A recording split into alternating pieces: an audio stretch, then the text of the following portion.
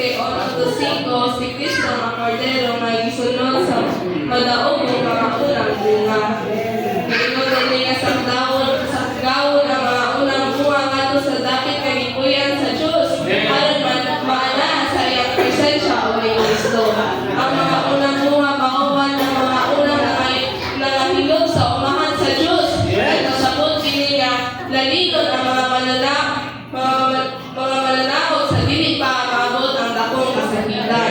Ang paglalim, pagdalaman ngadto sa presensya sa Ginoo. Aron madalatan ngadto sa iyang presensya, kinahanglan nga maana at sa iyang presensya karon. Usa ka mahimo kita mga magmatukawon, mga muyok niya, mga tao kita nausa ni Kristo, puno Kristo, nasurupan ni Kristo. Mga taong putli o pinuod sa atong espiritu, pagpahimulos niya aron mahalin ta sa dili pamabot ang akong kasakitan.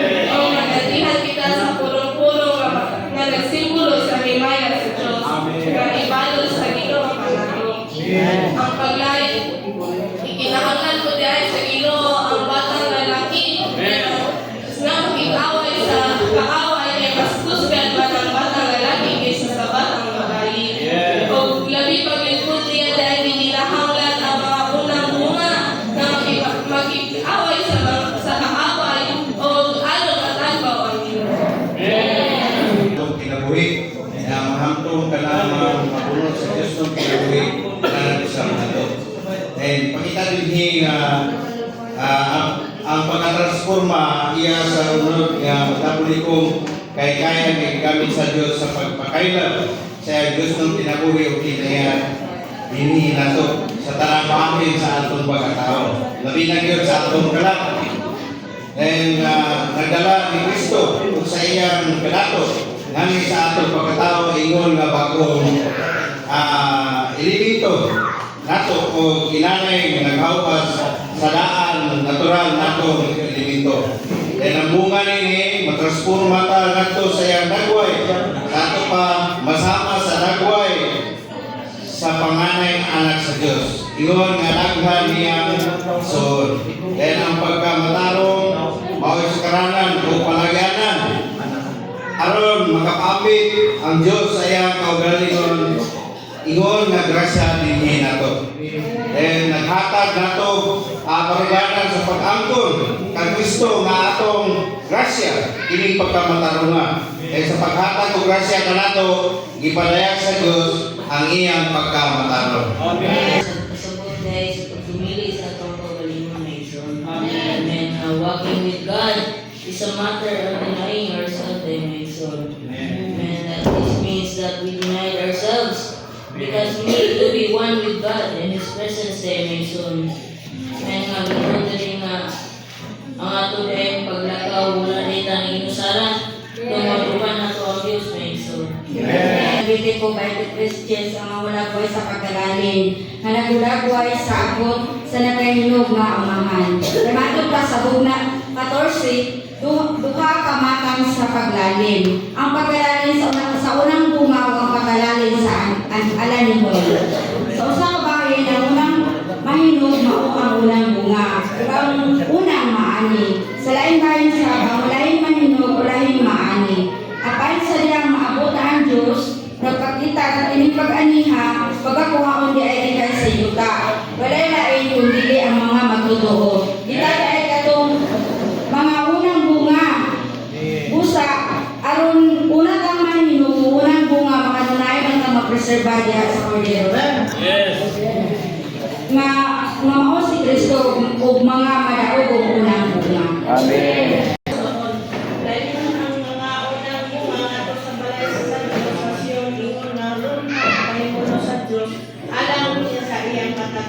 Amen. Taon sa YouTube rin na ako, hindi po sa YouTube. Ay, nakaka. Pisay. Patay pa sa leader. Walang po rin pisay. Pisay ka eh. Amen. Ingon si Jesus niya, ayaw mo hitata, kay wala pa po nakasamahan. Apan natuwa akong mga igsoon, ina sila, musaka ko sa akong amahan, kung sa inyong amahan. Kung sa akong Diyos, kung sa inyong Diyos. Amen. Kaya nasulat naman sa akta ng unang mga mananaog ang ngalan sa kordero, ang ngalan sa amahan, ng timaan o iya sila o sa kordero o sa amahan. Lahir sila sa mga nagsimba sa pananag na makintas kung may ngalan hili nga nakasulat sa ilang akta. Sip na. Ang paglakaw man sa Diyos, paglakaw man. Nakalagi kayo sila bro sister. Ako malaki ko ba ng sige. O diya. Kado ula po. Halo si John Bird. So magkita Riboy. Sila magkumana. Si Gilmer. Gilmer o. Yes.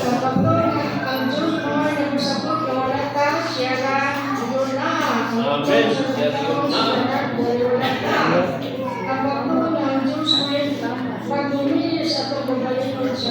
Yes, Lord. Siya ang Amen.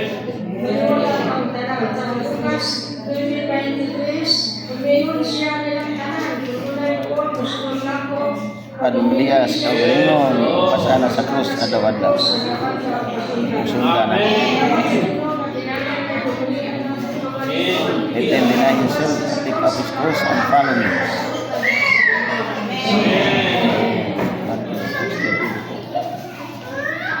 Salamat sa Ginoong Hesus na pakita na paglalaw ng Diyos na pakita na nagdumili sa atong kaluliman. Wala 0.9. Wala 0.9 no 0.8 kanina. Sabdo, ang Diyos mau lamang na ipakita na kita dili Kanina na 0.9 taas kailan taon. na kita nato 0.9 na na ba? si Salmo Taas ba taas? sa diyan Layo. ningon ang Ginoo ako si Jesus. Mao na atong makita na si Salmo dili kay mao ang Dios rin mao. Wala. Mao na si Salmo sa diya na usap na siya na Pablo na nagpakita na nausap na transforma si Pablo Benson. Sa dayon ng Ginoo na sa atong panaw karon panahon na kinahanglan magdumili yun sa atong problema. Kaya siya naman yun mao kita wala. Na salamat sa kaloy sa Ginoo na padayon pa magkinabuhi na diuban sa diya sa pako sa Ginoo Benson. Tanang atong tugyan sa Ginoo o baliwala ang Benson. Hallelujah. Yung mga dinok na yung ng tao na nalaging sa yung presidente mananaog mga mananaog lalinon sa din buhay pa sila. Yes. Nagagad ang paglaloy nato sa pagkakaroon nato sa Diyos ng buhay. Amen. Nato sa Diyos kanurayo mga nato sa inyong ay taas uban sa Diyos adlaw ug gabi. Amen. Siglo, labi patang mas pinuod sa Diyos o labi patang mausan. Nag-anaw hantod, wala na siya, ikuha na siya. Conclusion na lang ka. Salamat sa Ginoo nga. Ang Ginoo ra Diyos, sa inyong pagkilay, kanunay ko siyang puyog sa Ginoo. Amen. Ikaw na.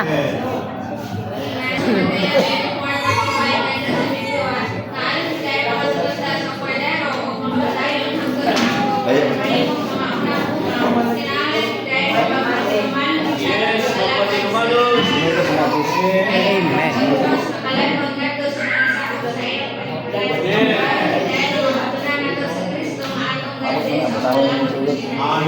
Amen. Salamat sa Ginoo sa Kristo masakap sa ginabuhi sa mga magtutubo. Ya sa Iglesia siya ang kalanong mga espiritu ng nakakapit. Ya sa uwang sa City ng Ginoo na gipadala sa buhay amahan kung nabuhi kung tungod sa amahan. Ingon na ang kauna ko mabuhi sa tungod. Dili po sa Episo sa City o gawanan ninyo sa lungkot sa kaluwasan. Mga espada sa Espiritu. Ang Espiritu nga mao ang pulong sa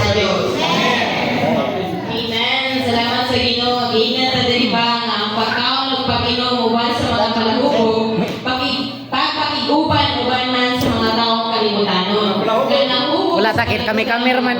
Ipakita din sa Efeso 5:18 na dili kita magkahubog sa Ginoo. Kailangan niya na ang pagpatuyan ani magpapuno bilay ta diha sa Espiritu. Ang pagkahubog bilay sa Ginoo, pagkapuno diha sa lawas.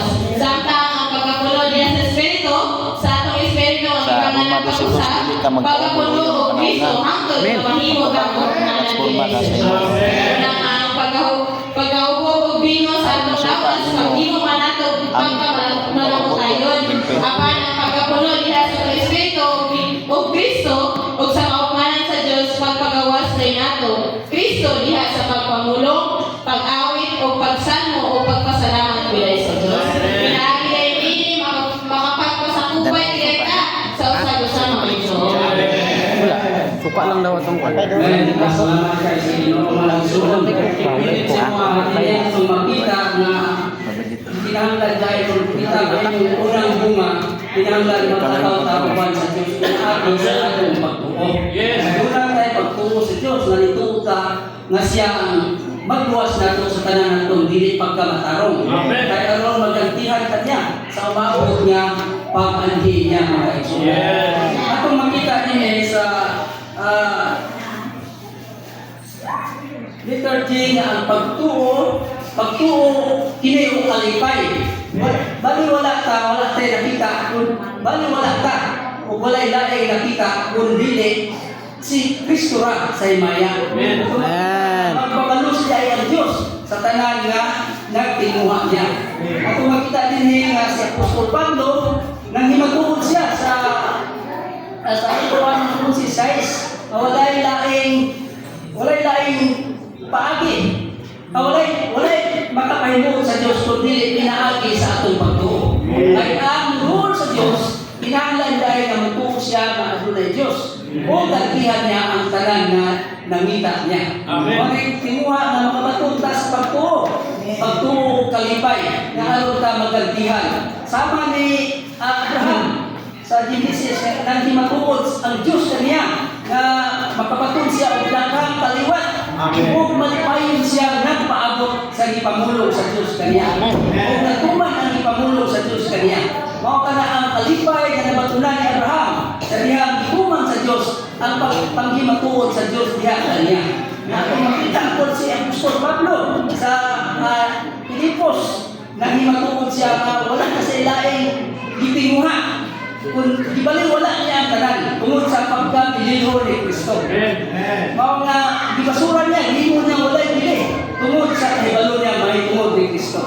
Kaya kung makita na pinagi sa itong pagtuo, makamatun na ita o kaluwasan o makalikay ita sa kamatayon. Sama ni Enoch mga kaigsunan. Si Enoch sa dihang hindi pa siya sa kalibutan, nakabuhat siya o panghimatuod.